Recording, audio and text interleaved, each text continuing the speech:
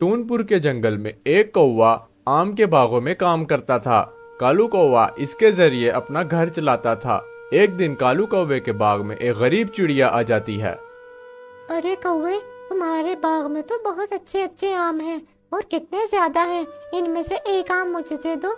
मैंने 2 दिन से खाना नहीं खाया है, मेरा पेट भर जाएगा। चल भाग जा यहाँ से। पता नहीं कहाँ से मांगने आ गई है। आम देखे नहीं तो मुंह उठा के मांगने चले आते हैं। कैसे कैसे लोग रहते हैं इस जंगल में। ऐसा मत कहो, मैंने 2 दिन से खाना नहीं खाया है। बस एक आम दे दो। एक आम देने में तुम्हारा क्या जाता है। कहा ना भाग जा यहाँ से। धक्के देकर भेजूंगा तो फिर ठीक रहेगी। गरीब लोग, मेरे बाग में आइंदा मत आना। कालू कौवा उस गरीब चिड़िया को बुरा भला कह के भगा देता है और पास ही खड़ी गोरी कौवी कालू कौवे को देख रही होती है। सुनिए जी, आपके पास इतने सारे आम हैं, आप अगर उसे गरीब को आम दे देते तो आपका क्या जाता। चुप रहो तुम। मुझे ये गरीब लोग जरा भी नहीं पसंद है। मेरा बस चले तो मैं इनको जंगल से बाहर निकाल दूं।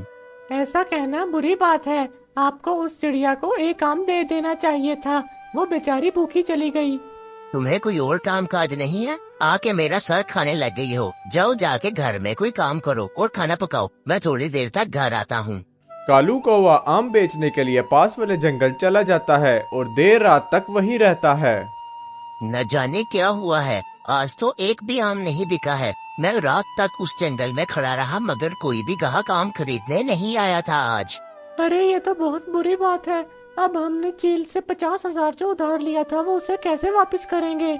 मुझे तो खुद समझ नहीं आ रही कि ऐसा क्यों हुआ। हालांकि आज तो इतनी गर्मी थी और आज के दिन तो बहुत आम बिकने चाहिए थे मगर एक आम भी नहीं बिका।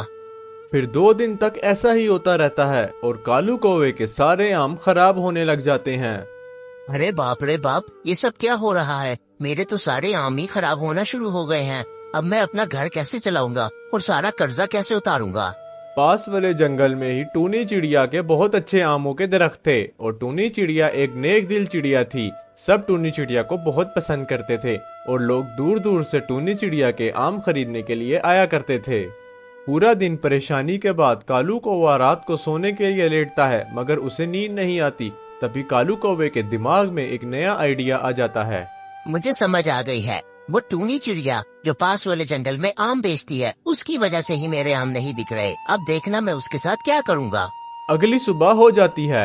ये रहे टूनी चिड़िया के आमों के दरख्त। अब देखना मैं इन सारे आमों के दरख्त को आग लगा दूंगा। फिर देखता हूँ मेरे आम कैसे नहीं बिकते।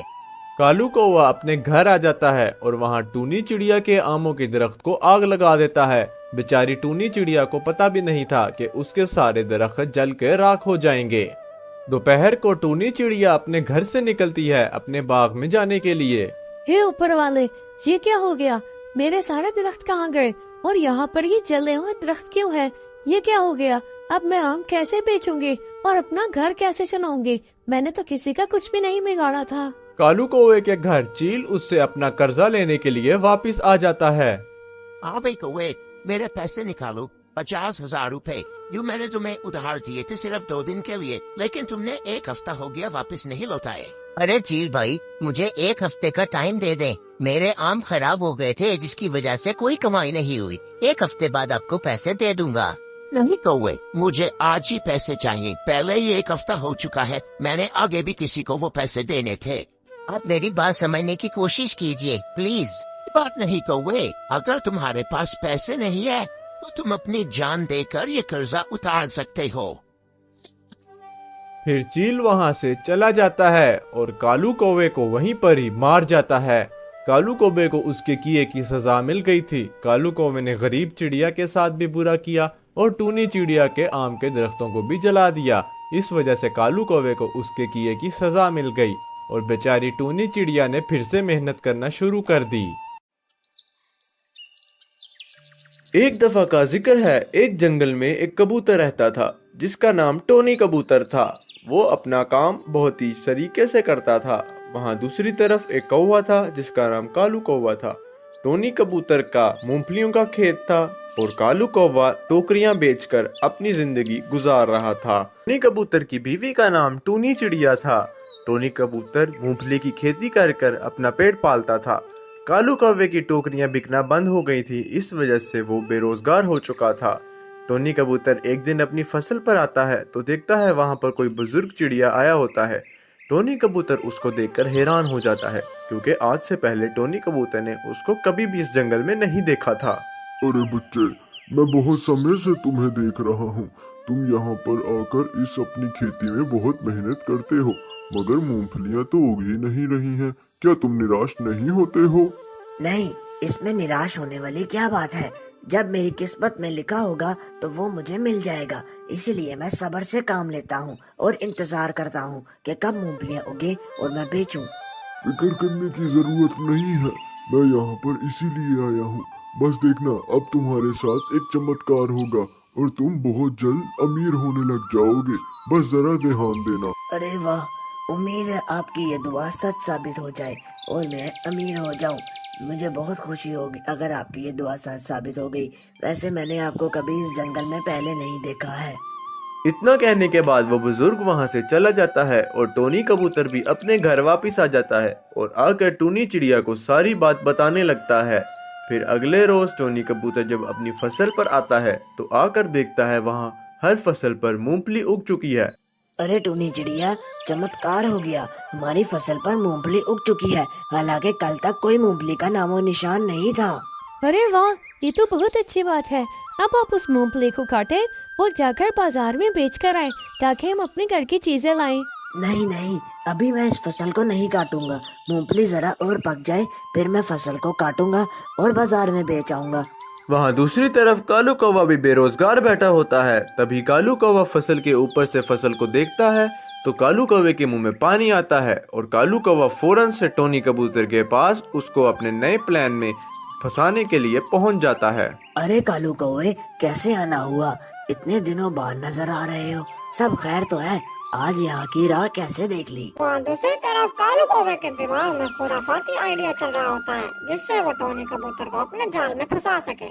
अरे यार कुछ नहीं, मैंने देखा है तुम्हारी फसल पे मूंगफलियाँ उग चुकी हैं, तो ऐसा करता हूँ उन्हें काट कर बेच आता हूँ और जो पैसे बनेंगे तुम्हें लाकर दे दूंगा। टोनी कबूतर इस बात पर राजी हो जाता है और कालू कौवे को इजाजत दे देता है कि वो फसल काट के मूंगफली बेच आए और पैसे लाकर वापस टोनी कबूतर को दे दे। तभी कालू कौवा फसल काटने के लिए पहुंच जाता है और जब मूंगफली को अपने घर लेकर आता है तो देखता है वो मूंगफली कोई आम नहीं बल्कि सोने की मूंगफली है। फिर कालू कौवा वो सारी मूंगफली बेच आता है और खूब पैसे कमा लेता है, मगर टोनी कबूतर को वो बहुत ही ज्यादा थोड़े पैसे देता है। अरे कालू कौवे, इतने थोड़े पैसे, इतने पैसों का भला मैं क्या करूँगा? मेरी मूंगफली तो इतनी ज्यादा थी और तुम इतने थोड़े पैसे लाकर दे रहे हो। अरे यार, तुम्हारी मूंगफली को इतनी अच्छी मूंगफली नहीं थी, उसको कीड़ा लगा हुआ था, इस वजह से वो इतनी की ही बिकी है। अब मैं भला क्या कर सकता हूँ? मुझे तो खुद इससे भी कम पैसे मिले हैं, बल्कि समझो मेरे पैसे तो ना होने के बराबर हैं। मुफ्त में ही मैंने इतनी मेहनत कर डाली। फिर ऐसे ही कालू कौवा अगले रोज भी मूंगफली तोड़ता है और जाकर बाजार में बेचकर खूब पैसे लेकर आ जाता है। अरे यार, मुझे तो समझ नहीं आ रही है कि उस बाबा की दुआ का क्या फायदा हुआ अगर मेरी मूंगफली इतनी सस्ती दामों में बिक रही है। अभी टोनी कबूतर निराश हो ही रहा होता है और अपने मन में यही सोच रहा होता है कि सामने उसके वही बूढ़ा सा चिड़िया फिर आ जाता है और उसको देखने लगता है।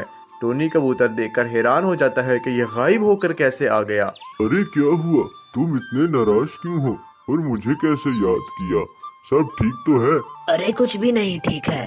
क्या ठीक होगा? उस दिन आप मुझे कहकर गए और अगले दिन मूंगफली तो उग गई, मगर वो मूंगफली इतने कम दामों में बिक रही है। इसमें भी तुम्हारी ही गलती है। मैंने तुम्हें वचन दिया था और कहा था कि अब से तुम अमीर हो जाओगे, मगर तुमने ध्यान नहीं दिया। वो मूंगफली तुमने खुद तोड़नी चाहिए थी, बल्कि तुमने काम चोरी की और मेहनत करना छोड़ दी और वो सब कालू कौवे को सौंप दिया। वो सारी मूंगफली सोने की मूंगफली थी जिसे कालू कौवा बेचकर अमीर होता गया और तुम्हें उसने कुछ भी हिस्सा ना दिया। ओह शिट, मैं इतनी बड़ी भूल कैसे कर सकता हूँ? प्लीज मुझे माफ कर दे और मुझे एक मौका दे। अब मैं आपसे वादा करता हूँ कि मैं मेहनत करूँगा। फिर अगली सुबह टोनी कबूतर अपनी फसल पर खुद आता है और सारी मूंगफलियाँ तोड़ता है और देखता है हर मूंगफली सोने की है। देखो टोनी चिड़िया, हमारी सारी मूंगफली सोने की है। वो कालू कौवा हमें बेवकूफ बना रहा था और इसमें मेरी ही गलती है कि मैंने उसे ये काम सौंप दिया। देर आए दुरुस्त आए, आखिरकार आपको अकल आ ही गई। मैंने तो आपको उस दिन ही कहा था कि जाकर सारी मूंगफलियाँ तोड़े और बेच आए। हाँ टूनी चिड़िया, तुम सही कह रही हो। तुमने तो मुझे कहा था, बस मैंने ही काम चोरी की। लेकिन अब देखना, हमारे दिन बदलने वाले हैं। वहाँ दूसरी तरफ कालू कौवे ने धोखा किया तो उसके सारे पैसे कीड़े मकोड़ों में बदल जाते हैं और कालू कौवे के घर में कीड़े आ जाते हैं। फिर टोनी कबूतर हर रोज अपनी मूंगफलियां तोड़ता था और बाजार जाकर उन्हें बेचता था, जिसकी वजह से टोनी कबूतर के हालात बहुत अच्छे होने लगे और टोनी कबूतर ने बहुत सारा पैसा कमा लिया। इस कहानी से हमें यह सबक मिलता है कि हमें हमेशा सब्र से काम लेना चाहिए और कभी भी काम चोरी नहीं करनी चाहिए, बल्कि मेहनत करते रहना चाहिए। टूनी चिड़िया की दिलचस्प कहानियाँ और मजे की वीडियोस देखने के लिए हमारे चैनल को सब्सक्राइब करें और हर वीडियो को लाइक करें। हमारे चैनल पर आपको टूनी चिड़िया की और बाकी सभी उसके दोस्तों की कहानियाँ मिलेंगी।